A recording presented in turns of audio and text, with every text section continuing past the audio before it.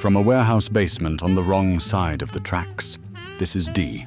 I think I really connect with Kafka, with the Kafka-esque, where things... Gaslit by the world around you? Exactly that, yeah. And Candy V. Let's go! 6-7! Uh-oh. Episode 9. What Scares You? Or the Spooky Episode. The Halloween season is upon us. It's on us? Upon us. It's up on us. It's all up on us. Wow, jeez. Yeah. Halloween all up on me. Get off me, Halloween. Yep. And so, in the spirit of the holiday, D, what scares you? Muertos. That's all? Just that. Just death? Just muerto. Okay. I want to get into... You want to get into horror? What is scary? Yeah. Well, you and I are filmmakers. Mm-hmm. And we both like horror. I love horror. And there's lots of different types of horror that I'm into. Are you talking about ones that I find fascinating or ones that I find personally scary? I want to get past just the, ooh, that was good filmmaking and into the, I am unsettled. Well, yeah, I could talk about the one that I just brought up, which was, it's not matricide. That's the reverse. That's what we're talking about, right? Well, let's see. That'd be the That kid, would be killing the matriarch, killing the mother. Yeah. Patricide, the father. So what's infanticide, infanticide, the infant. I don't know about just killing your child. Peticide? Ew. That sounds weird. That does sound weird. It also sounds like you're spraying something on your feet. I don't know. So I'll What's the movie called again? What's the movie? Yeah. Bring Her Back. Bring Her Back. Okay. That one does have this kind of horror in it, but it's not about that. But it has a lot of that in it. Yeah, I'm super disturbed by two things. One, self-mutilation is really disturbing to me, and two, not suicide. Suicide is disturbing, but self-mutilation is much more disturbing to me. That's weird why that is. Maybe because it's causing suffering. Anyway, a mother, specifically a mother, getting jealous of and or killing their child is extremely horrific to me, and scares me a lot. And I think I want to say animal abuse is scary, but I don't think that's scary. I think that's just more... Just disturbs you. Really uncomfortable, yeah. Yeah. Yeah. I get scared by the supernatural, by which I mean the completely uncanny. Okay. Like a thing that ought not to be pulled off in such a way that it makes you just fundamentally feel wrong. Is that cosmic? It is like, I think so. Yeah. But it's not always in things that are on like a cosmic scale. Yeah. You know, it can be small. I had a nightmare once that it seemed rather plain. I was just in my home, and kids are around, and toys are on the ground, and a stuffed toy was on the ground over there, and it was twitching. It was just moving a little. Ugh. And that was the whole thing. That's and freaky. I woke up terrified. Yeah. Heart pounding, sweating, breathing. Like, it really messed me up, because that just wasn't supposed to be happening. You know? Yeah. Yeah. Yeah. Another one of mine, if we're talking about nightmares and stuff, I think I really connect with Kafka, with the Kafka-esque, where things...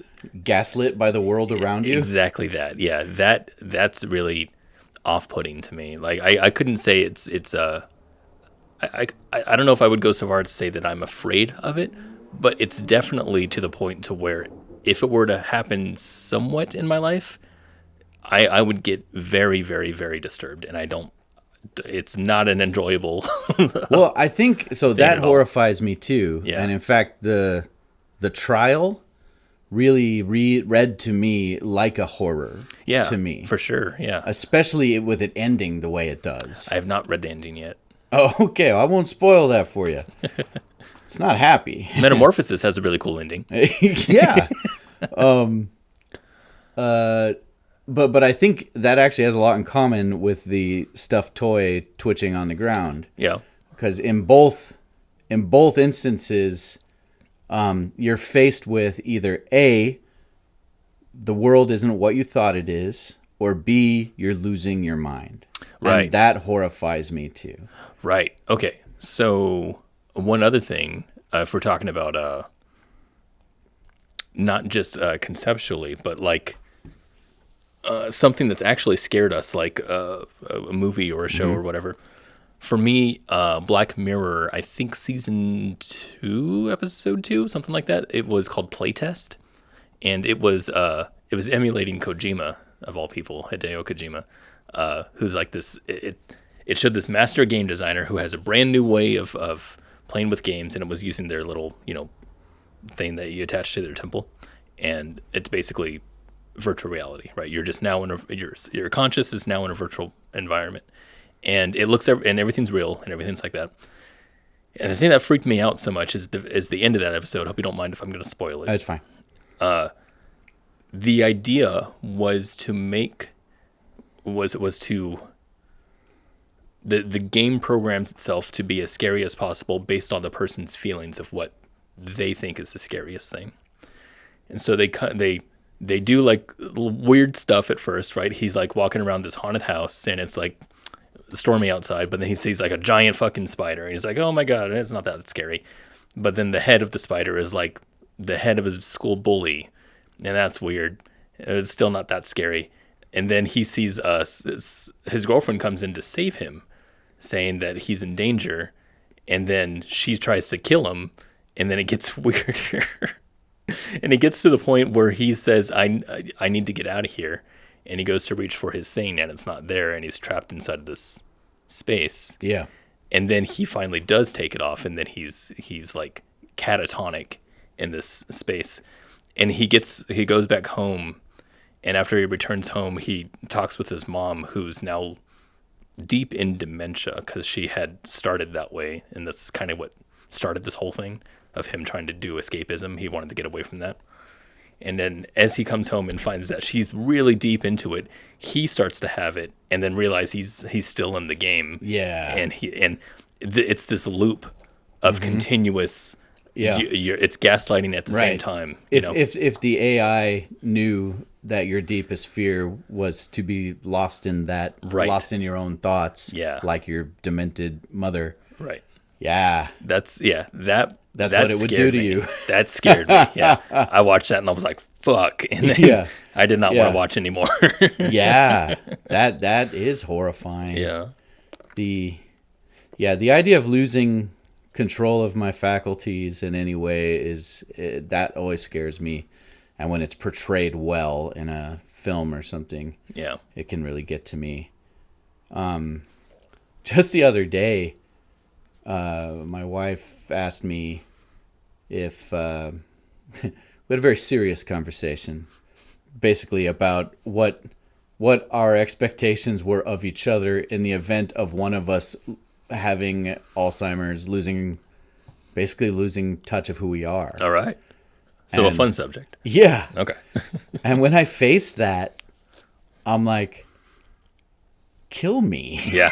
That's where I go. I'm like, That's where my wife goes to. you have permission to Yeah. hold the pillow over my face. That's what she said too. Yeah. Because that's just horrifying to me. I'd rather be dead. Yeah. I really would. And I'm stating that now while I have my faculties. You want to hear my optimistic view on that? Yeah. I feel like if I were in that state of mind, that I wouldn't know I'm in that state of mind. Right. So that's the Yeah. thing. I had questioned, like, what if I, in going into that state, I become like a content puppy dog? Right. You know? Okay. So from this state now, looking at that state, Yeah. that sounds horrifying, right? But in that state, You imagine what was Flowers for Algernon? Yeah. It's like in that state, if you're so simple at that point, there's no more complexity, then why not live? Yeah, that sounds like the best you wake life. up and you just find utter joy out of your bowl of cereal. No, seriously. But I'm like, okay, so say like right now we're the simple-minded individuals of maybe much more complex ones that have regressed, right? Yeah. Imagine that. And if someone were to come over and be like, sorry, Kenny, you're going to have to die now. You said that you didn't want to live anymore. Right. And you're like, but I have no knowledge of that higher sense. Okay, now we can write a horror movie. That is a great idea. I like that setup. That's where my mind goes. And I think that more simple-minded version of me would be fine. Okay, that reminds me of a crisis I had as a kid in junior high. No. I'm alone in the hallway at my locker. It's like class is in session right now, like because I came late or something, coming from a doctor's appointment. I'm at my locker, and then this girl comes into the hallway to her locker, and she's like a popular pretty girl, right? And I'm not. You're not a popular pretty girl. I'm not popular, not pretty, not a girl. So I'm very aware that she's there, and then she walks right up to me and to talk to me. And I'm like, this is crazy. And this is what she says. She says, hey, do you know that you're retarded? That's what she did. I swear to God. Oh my God. And I'm like, like that. Like, that's funny. And then she left. That's crazy. And I was like, oh my. Am I retarded? That is where my mind went. Like, I had this whole, right. I'm like, I could be something and never know. Right. Right? Wow, that's crazy. And it messed with me. That's really crazy. And so like what if we had this story where here we are living what we perceive as being normal, our truest self. Yeah. Only to find out we were something else previous to that. Right. We don't remember it, and everyone's just been kind of coddling us. Yeah. Right? You know? Yeah. Yeah. That's weird. And then we're told, like, oh yeah, in your will it says you want to be euthanized. At this point. And you're like, no. No, you're like, no, here's a video of you saying it. You're just like, oh my God. Now that's good. That's kind of that kind of horror is in Severance. That show. Yeah. You gotta watch Severance. You do gotta watch Severance. I haven't done it. Yeah, so that's scary. That is scary. Yeah, the whole any kind of losing your mind thing, I think can be very scary. There's what do you call it? There was this story that I really liked on Reddit called, it was in the subreddit Glitch in the Matrix. I think that's what it was. And this person had said that they got into a fight somewhere, and they're not the fighting type. It was just their bully that sucker punched them. And as soon as they got punched, their lights punched out, hit the pavement. And the only reason why they remember that is because they later on woke up. But in between those moments of them going out and waking up, they lived what they feel like was a lifetime. And that is a very strange thing for a lot of people. And for them, the thing that fucked me up about it was he said that as he looked, that there was a time he was in the living room in this fake life, watching TV, and looked at the lamp and thought that the lamp was weird and it was wrong. And he said what was wrong about it was, this fucks me up a little bit. I might get a little emotional thinking about it. The lamp was inverted. So, you know, when you see like, what do you call it? Masks or things that are inverted that follow you with their eyes. Yeah. So it was like that, where the lamp is not 3D, it's inverted somehow. Right. And so he's staring at it, and he's the only one that can see this weirdness. His wife comes over and asks why he's staring at the lamp for so long, and he's like, it's weird, isn't it? And he keeps like trying to figure out what's going on with it. And she's now getting scared that he is God. doing that. Yeah, and then her. Yeah, you're giving me the willies. Yeah, right and then now. the children get all scared, and then he goes to touch the lamp, and then wakes up, and then he's on the pavement, and people saying, "You okay, bro?" You know that. And he's like, I had kids. Yeah, yeah. And so like there was that. Oh, and this one episode of Rick and Morty. I'm going to spoil this if you don't I mind. think I saw this one. Did you? He plays a life simulator game at an arcade. It reminded me of that. No, it's the one where he gets a girlfriend, where Morty gets a girlfriend. Oh, no, I haven't seen this one. You should watch it. I'm probably not going to spoil it. Okay. Because it's really good. Okay. But that one also has a similar type of horror. But yeah, holy fuck. That story in Reddit, what was the icing on the cake was the person says, please don't ask me any more questions about it. I don't want to answer anything about it. You do not have my rights to make this into a story. That kind of thing. God. Yeah. But it's that life doesn't agree with your observations, right? And that's what makes it weird to me is like that's what the gaslighting and the whole Kafka-esque thing fucks with me over, is that the world is for some reason different, and you for some reason are the only person who can see that it's not, that it is different. And the weird thing about that is like what makes that different, your perception different from any other person that you've seen as crazy, right? Right. A person who has schizophrenia, or a person who's wandering on the street yelling, or anything like that. Right. What makes you any different from any of those individuals? Right. At It's this- like the Mandela effect, Yeah. but then you find out you're the only one. Right. Right. Exactly. Like it's as though if one day the doorknob on the door was on the other side, Right. of all doors, Yeah. right? And you'll be like, "What?" And people will be like, "It's always been that way." Yeah. No, it hasn't. I know it hasn't. Yeah. And everyone you ask would just agree. Yeah. That is It's scary. isolating in the worst way. Yeah. Yeah, because it's not just that people disagree with you, but now you're on a separate plane. Mm-hmm. It's interesting with any kind of gaslighting-like experience is that if you are experiencing that where you feel like the world around you is gaslighting you, or an individual is gaslighting you, Yeah. and you push back against it, it's hurtful to the person, by the way. Like you said, in that situation you shared, the wife and the kids started Right. freaking out, Right. right? Well, because if that guy discovered he was wrong and that this is real life, Yeah. well, then he was gaslighting them, Right. right? Yeah. If And then you're being gaslit, then you're the enemy. right. If you claim you're being gaslit, find out you're wrong, then Right. you were gaslighting. Yeah. Yeah. Yeah, for sure. It's what's weird about that is I'm gonna go into my filmmaker brain. I don't want to derail, but we talked about The Invisible Man. At one point, that movie. Yeah, the Blumhouse one. Yeah. Yeah. It was fine, but it seemed like what they were going for was that kind of thing, right?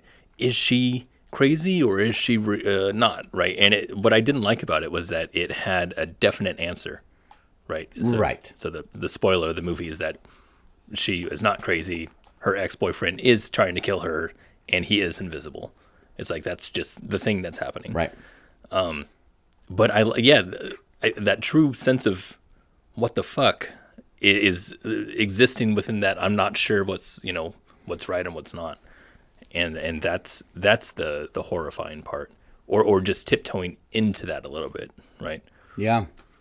And what would have truly made a film that would have stuck with you forever would have been if the movie ends without clearly defining Right. where the Invisible Man technology begins and her paranoia ends. Right. you know? Exactly. Yeah. What about traditional spooky? Has there ever been an instance where you've been frightened by a movie, story, or just other concept of like ghosts or undead, zombies, Just like the regular stuff. just monsters or like jump scares type of stuff. Not necessarily monsters, but often these monsters are used as the personification of death, or Sure. you know, there's a reason these myths have popped up from the human psyche. Yeah, vampires or zombies or anything like that. To me, it's never been that scary. No. I think the most off-putting stuff has always been the stuff that's been just uncanny or strange. The thing that comes to mind is Michael Jackson's Moonwalker. Have you seen that? Yeah. Yeah.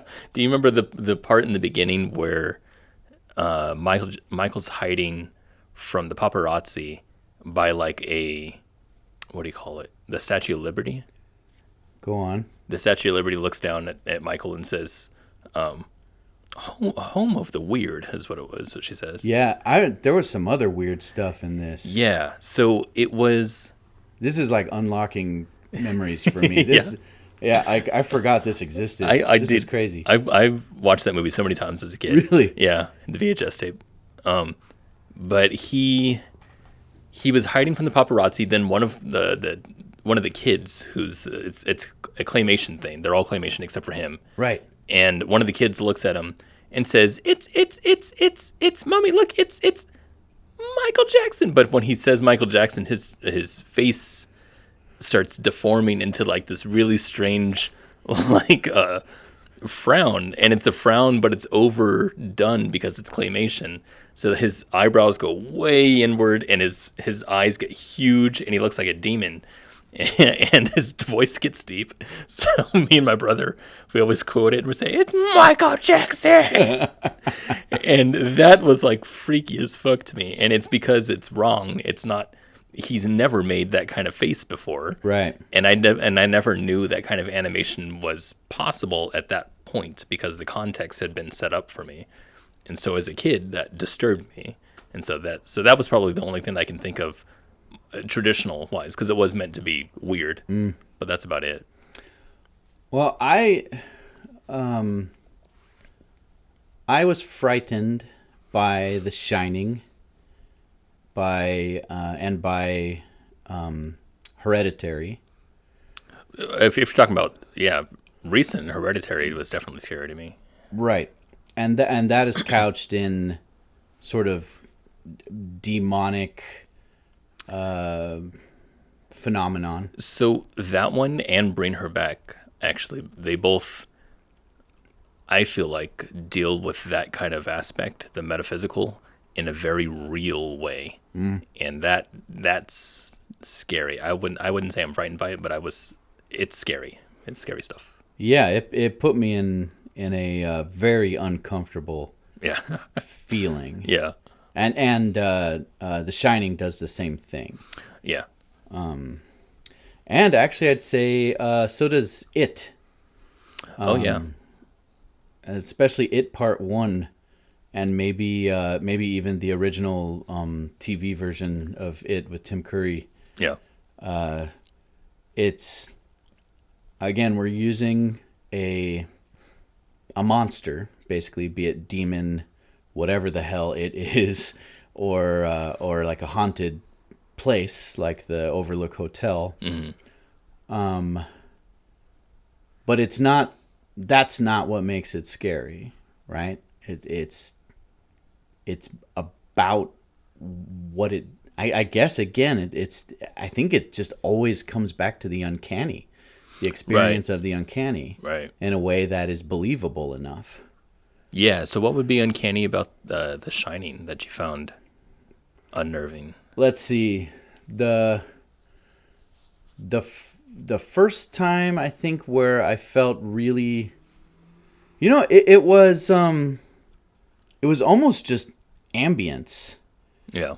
So like, it's creepy when you see the twins, or other visions, that go on. Right.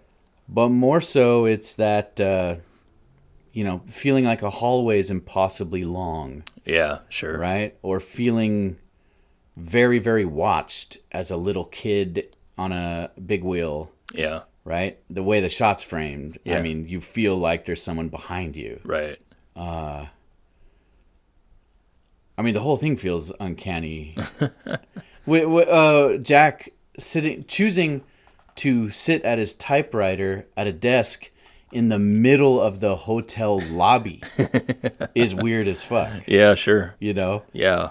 You know what I liked about that paper, when it showed the close-up of the... Yeah, all work and no play. Yeah, what I liked about that was that the repetition was broken up into, like, some of the letters were off a little bit and some of them were off-spaced a little bit, but it was mostly together, and it seemed like it was regimented, but really, really quickly for some reason. I don't know. It just, I like that image a whole lot.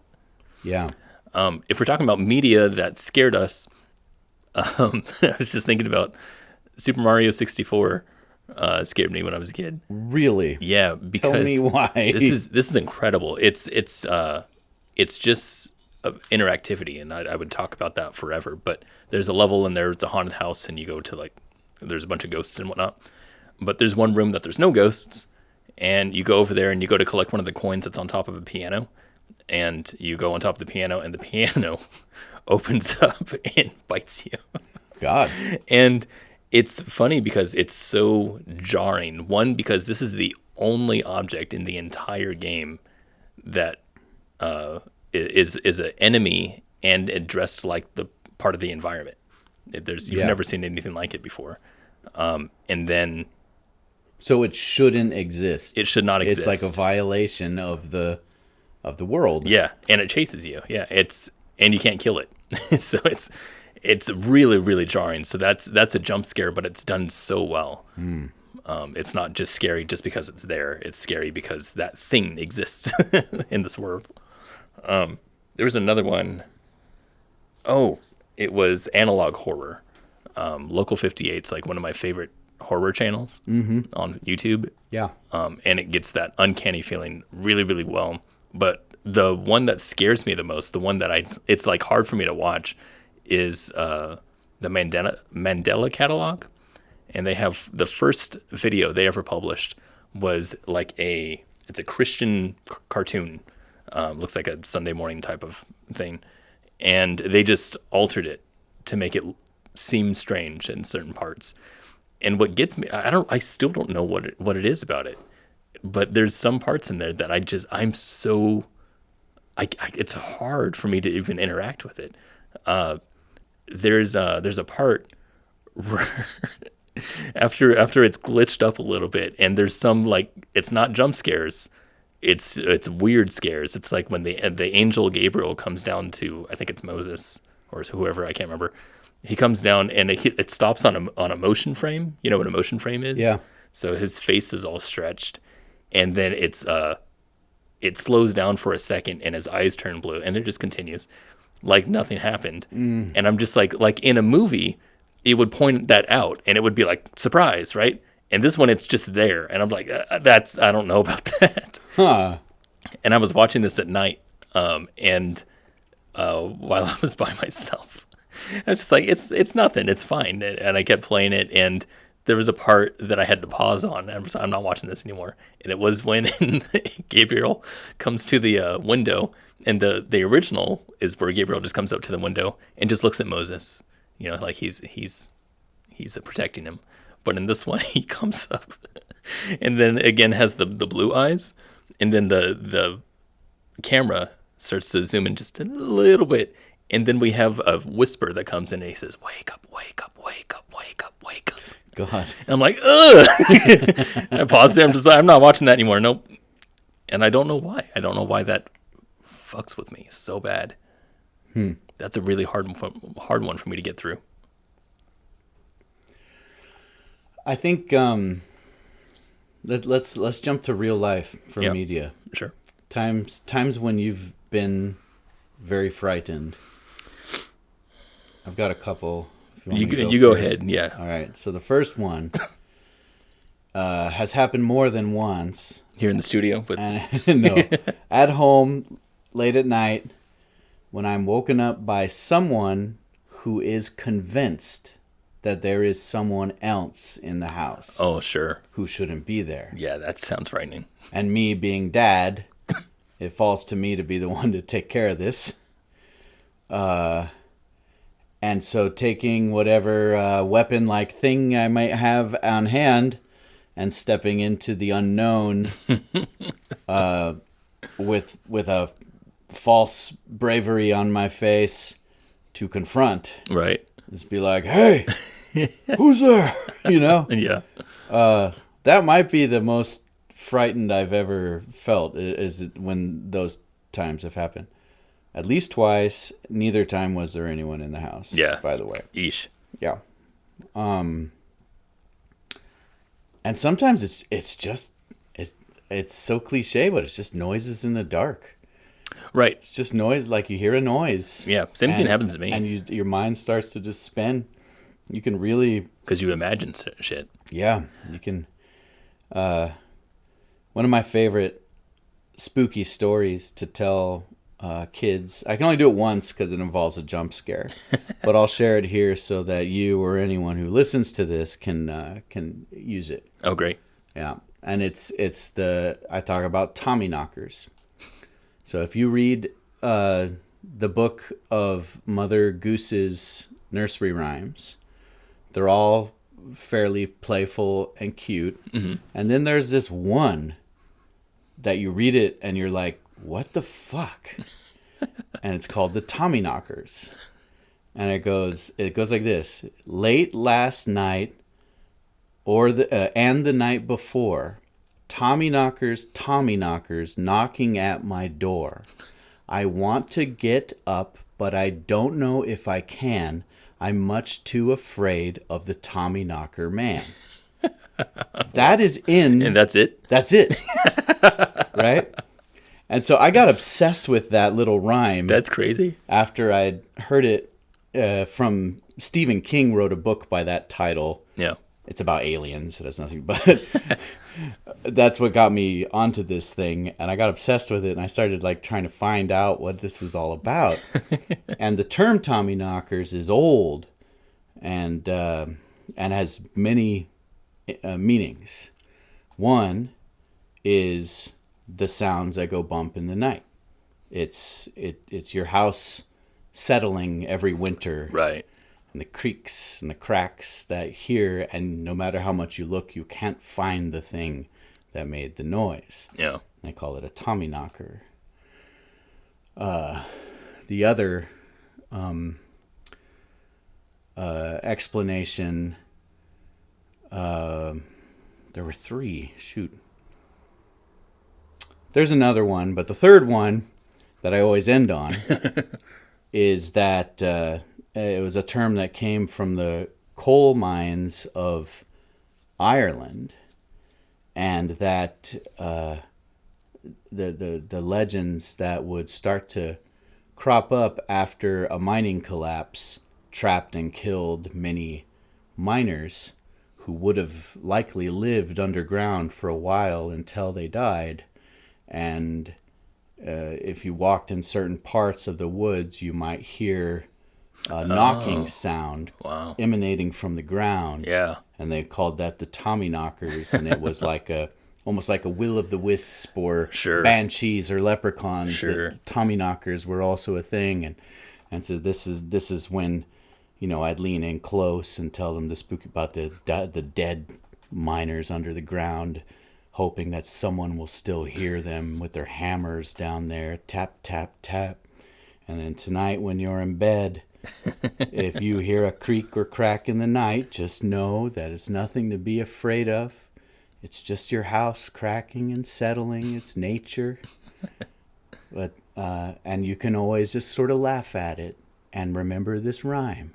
And I'll repeat it one more time, but slowly and quietly. And then just when I get to the end, my brother jumps out from behind from behind something with banging pots together or something, makes everyone jump out of their skins. Yeah.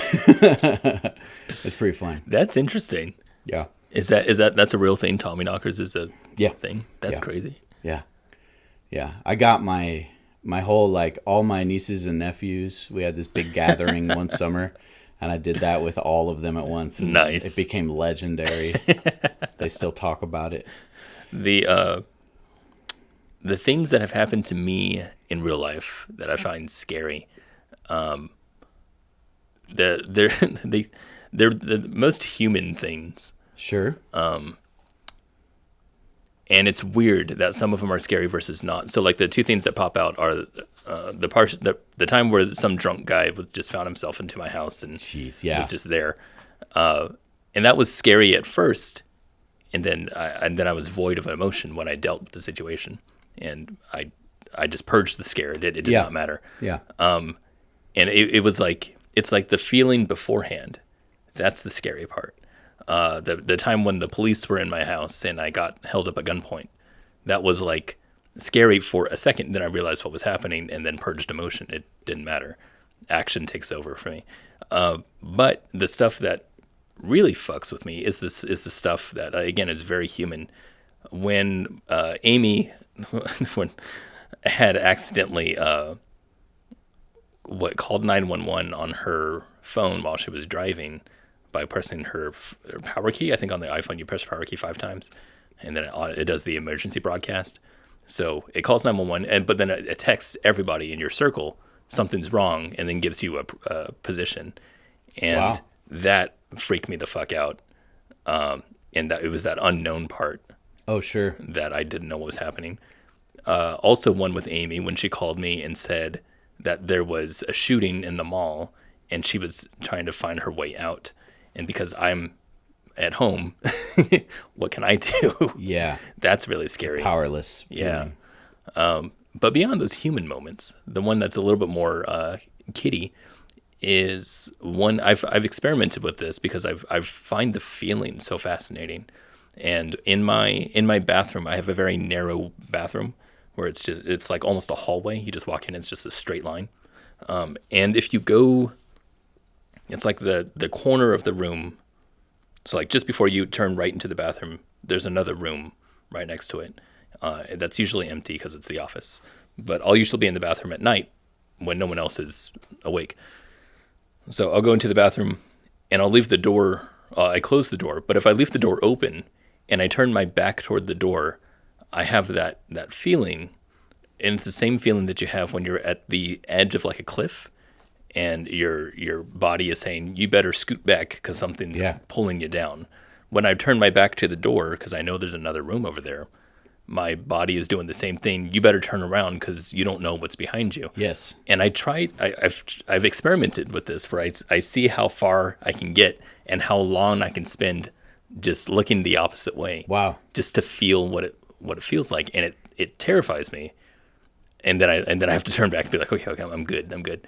But I like experimenting with it because I find that feeling. I find that feeling really fascinating. It's weird. I don't like it. But it's fascinating. I think great scary movies do that same thing. Yeah. That's the thing you're trying to achieve, is can you make the audience feel like they have a vulnerable blind spot. Right. Yeah. Skinamarink does that. Yeah. I have not watched it, but I've seen many clips, and it feels that way because you can't see the movie. The movie is really, really dark. And but you can hear things all the time. So while you're watching, you're just really hoping nothing's gonna come out. But you know there might be something there, but you're not totally sure what it is. So it's a lot of that. Yeah. Yeah. Yeah.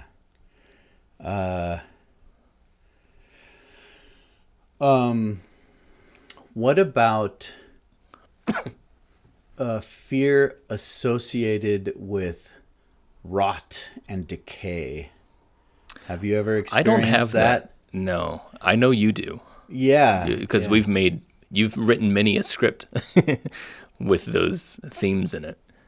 So one time, apologies right off the bat for even telling this story, but I'm going to anyway. One time I was cleaning up yard waste in my mother-in-law's backyard. She had just like a big pile of cut branches and debris that have been there all like a year or something and needed to be cleaned up. And so I'm just scooping up big old huge armfuls of debris. I plunge my arm into this pile to just grab a big armful, and I lift up, and what I see underneath is just a mess of entrails and bones and hair.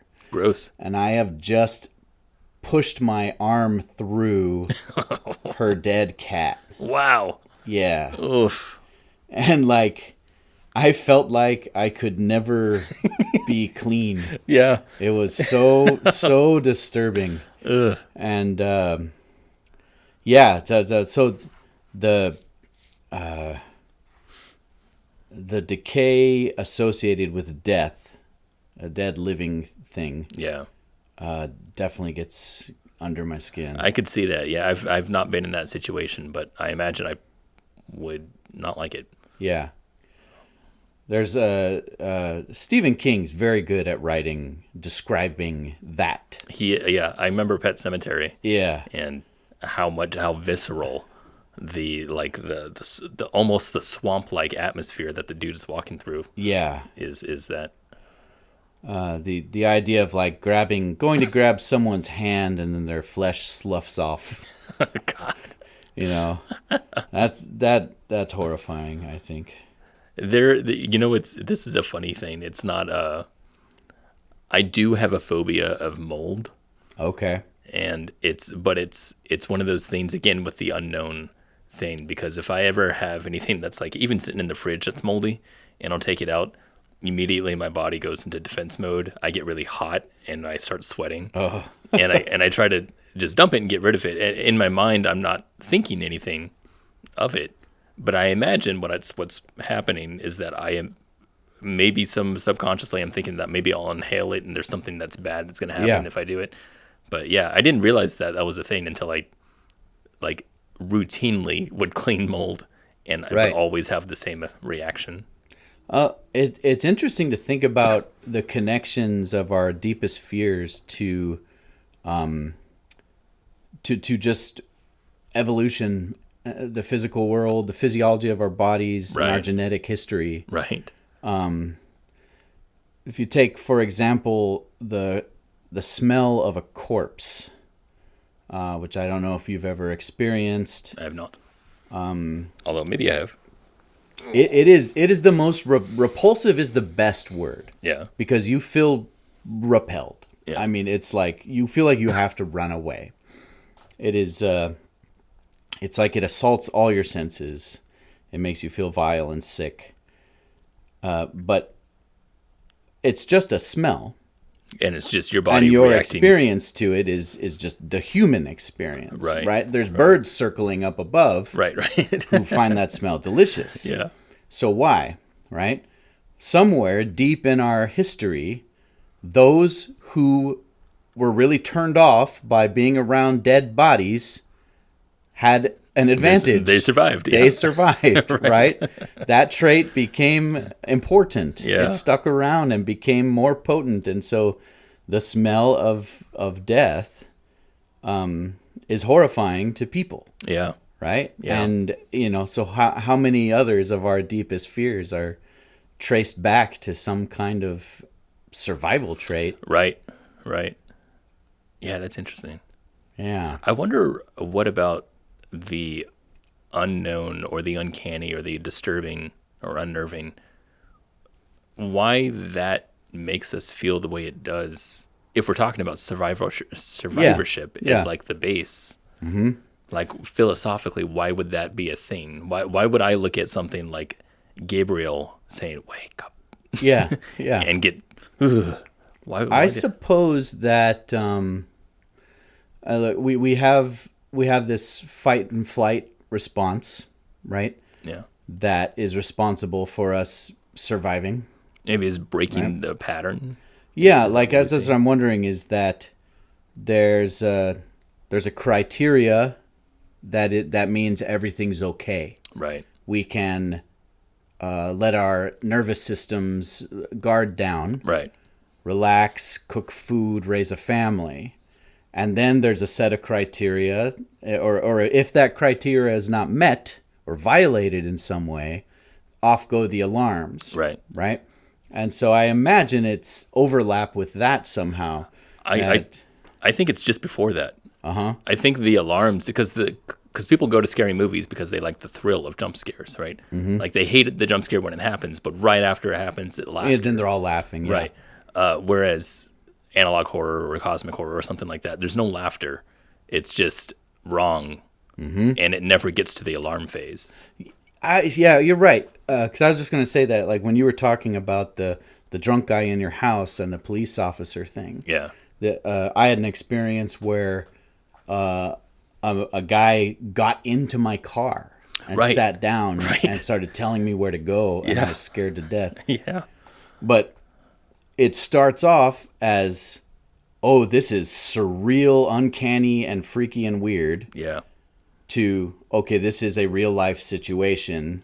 I'm going to start using my logical brain to figure out how to fix it. Yeah. Right?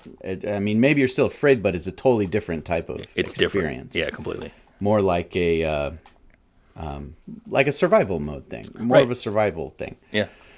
It's fight.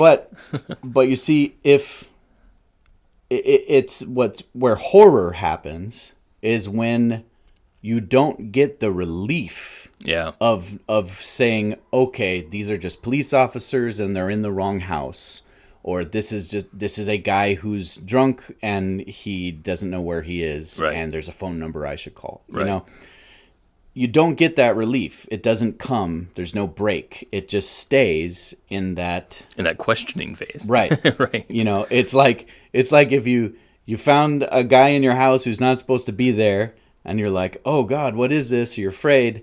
And then you notice he's floating. Right? Like his feet are just an inch off the ground. Right?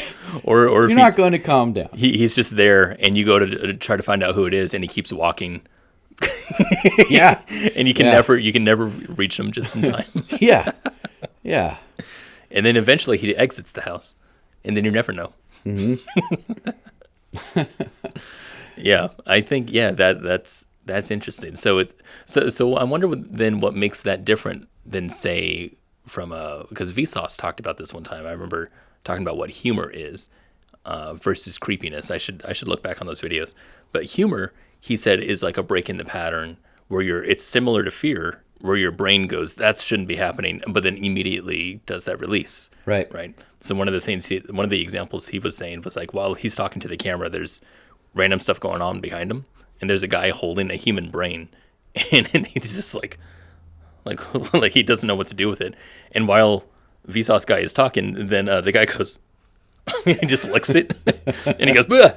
And it's like immediately that makes us laugh. Right. But like, why? Yeah, no, it's funny you say that because like Monty Python is absurdist. Yeah. And it's hilarious. Kafka is absurdist. Right. And it's terrifying. That's interesting. Right? Yeah. But they're both very much kind of like setting up very similar situations. Yeah.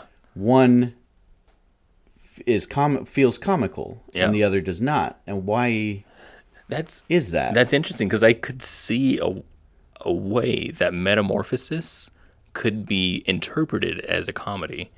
So the trial could almost be a comedy if a few things were sort of tweaked, you know. Yeah, there's a whole part in the trial that I think is hilarious, and it's that part where he goes to the closet, the utility closet in the bank. Yes. And sees the guy getting flogged. Yeah. By the two other guys. Yeah. That was so funny to me. I also laughed when he's at the court building, and they're starting to have like a hearing. They're trying to. Nothing's really happening. Yeah. And then in like the witness gallery or the jury, there's like two people fucking. Yeah, they're fucking. Just like right in the middle of everyone. Yeah. Just moaning over it. And he's like, is anyone gonna say it? Right. What's going on here? Yeah. Yeah. Yeah. I guess because in those instances, wrong keeps happening. In Metamorphosis, the ending is the reason why I feel like it's so dark, because you've read Metamorphosis. Mm-hmm. It's like because he never he never changes back, and there's never an explanation given. Yeah. It just stays with you, and you're just like, what the fuck, that whole thing. But yeah, but I wonder how that could be interpreted as comedy. Interesting. Yeah, I'm having a hard time verbalizing what makes what separates comedy from two. the horror. Yeah. Because, in a way, okay, so this is interesting. Maybe it has something to do with categorization, maybe. I know when I watched Mandela Catalog, their first video, that one that I was talking about with the angel, is, to me, very, very scary or off-putting. And then when I watch the other videos, that I start to find out what this formula, quote unquote, is. Like, the whole thing is that they're very much using analog technology to their advantage, where they stick in VCR textures and whatnot. And when I see that over and over, then I go back to this older video. Then I start to understand what the editor is doing, and I start to laugh at it. Right. But it's because now I'm seeing it through a different lens. Well, or when I read The Trial by Kafka and I'm having like an empathetic experience with the character, I'm feeling like the weird frustration that he feels, and I'm like, oh, this is not comfy. Versus at him. And then when you and I talk about it, we laugh. Right. So interesting.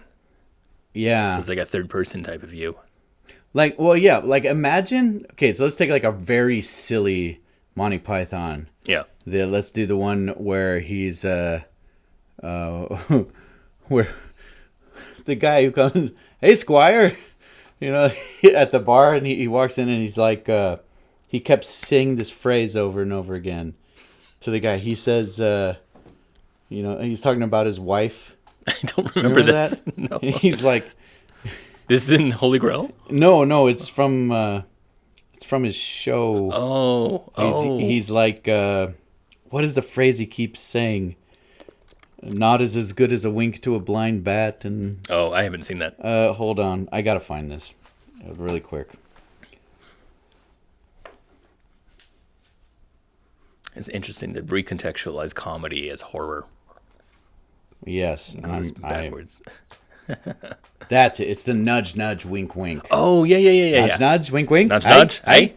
Right? What's it like? Yeah. Yeah. Your wife, she liked taking pictures, photography, candid photography, right? Yeah, Right. Okay. So, yeah, if you watch the nudge, nudge, wink, wink skit, yeah, it is very silly and very funny. It's hilarious, yeah.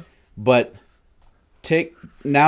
think of the exact same scenario in the real world. You are at a restaurant minding your own business, and this guy comes out of nowhere and starts talking to you that way. Right. It's fucking weird. It would be you really would feel weird, yeah. Maybe not scared, but very uncomfortable. Right? Not funny. Right. It wouldn't be funny. So maybe it has to do with like your... Like perspective? Yeah, perspective or level of empathy. You're right. Yeah. That's interesting. I know with Soma, which is a horror game, I remember playing it and figuring it was a little too much for me, because horror games for me, I'm like an absolute bitch when I play horror games. I cannot stand horror games. There's so much to me. Yeah. So I was playing Soma, and there was a point where I'm just like, fuck, this is too much. So I just disassociated. And I'm now playing the game as me discovering what the game is going to be like. So if there's ever a jump scare, then it's just funny because I'm now seeing the game through a different lens. I'm now seeing it as me playing the game as opposed to me being immersed in that world. Right. And so I guess you could say that, yeah, a third person kind of thing or less empathy creates that kind of laughing type thing. Even with that brain thing that I talked about with Vsauce, that happened in the background. It wasn't him doing it. Right. If he did it, that'd be fucking weird. Sure. Well, take like cartoons. Yeah. Right. Cartoons do the absurd all the time. Right. An anvil falls from the sky. Okay. Sure. Like, if you could put yourself in the perspective Right. of the cartoon, the anvil falling from the sky would not make laughter. It would be horrifying, right? Yeah. There's a cartoon that they did on Local 58 called Cadaver, and it's Sounds nice. It's great. It's like this maybe 1 minute, minute and a half short film of a cartoon skeleton who's walking through a what do you call it? Graveyard. Okay. He's walking through a graveyard and he's just doing this number. And like the moon like looks all creepy and everything's all like foggy and creepy, and then he comes across a grave and he peeks into the grave and he sees nothing, and it's weird. And then he starts to get a little less animated as he walks, and he comes to another grave and he goes slower, looks into the grave, and it looks more weird. And then the third one, he starts to get really slow and he doesn't like what he's doing anymore, and the music stops. And he peeks over the third one and you see a real skeleton, like a human one, like one that's not animated. And then suddenly he's in the grave and he's dead. And then the camera just continues without him anymore. And it's like really fucking weird because you're connected with him and this is really empathetic the whole time. Yeah. What was the channel called again? Local 58. Right. Okay. Contingency is my favorite one. You should watch that one. Okay. It's really good. But yeah, that Cadaver one, because it is a cartoon and it's meant to be funny, but only in the idea sense, because you're not actually laughing at the skeleton, you're living the world with him, and you're not doing that effort with like Roadrunner or Wile E. Coyote. Right. You know. Yeah, Walt Disney's first, it was his first cartoon with sound. It was called The Skeleton Dance. Oh yeah, It's this black and white. I've seen it. Yeah, and they do this dance together. It's memed a lot nowadays. Yeah. But at the time, it was met with a lot of people being like disturbed. Like, what the hell is this? Yeah. Guys making this kind of thing for kids. And it bothered people. That's interesting. Yeah. His next one was about singing trees and flowers, to give you any kind of perspective. Very nice. Yeah. Well, spooky stuff. We spooked. Happy Halloween. Yeah, all that. Go get Muertos. Go get- Dia de Muertos. go get dead. Go get dead. Go get good and dead. Go man. get good dead. Go take a bath with a toaster. That doesn't sound like a good idea. Sorry. That's my new favorite insult. Go take a bath with a plugged-in toaster. Is what you meant. Oh, yeah. Yeah. Just don't just wash your toaster. Right, right. I'm trying to tell you to kill yourself. Kill yourself. Right. Yeah. Right. Yeah. You have been eavesdropping on D and Candy V. If you've enjoyed the show, please like, subscribe, review, and share. And do feel free to drop by again soon. D and Candy will always be here, waiting for you, in a warehouse basement on the wrong side of the tracks.